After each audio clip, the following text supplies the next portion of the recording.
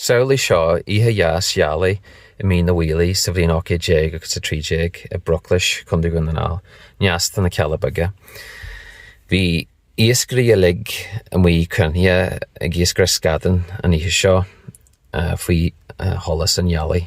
Bhí tún waith ar halaginne, bhí na sean iascairí cathú gud puipi, bhí an tíosóg ag ceol, agus bhí tún waith ar halaginne. Ach darí an ihe brabú na súl. Agus deirtar gur bathú an chud is mó acu farír.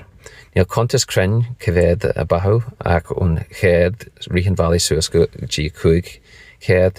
Corú locht ar hanbhan feisruga bhí na cónaí ar Bruckless dar bhainneam bidí de bhéna a bhí orthaí. Deirtar na róisí sásal in hiascarí seocar gur dúiltí siad a ías go thuirt dithe ar labhra bheith seo. Dúir sí le na hiascarí go ganad siad go dtíar a seo agus deirtar go deith sí a bhla. Bhí ardan tíomh míad an teag a ggurc ar bhaid a Bruckless agus dáin sin go deith na hiascarí le go mí.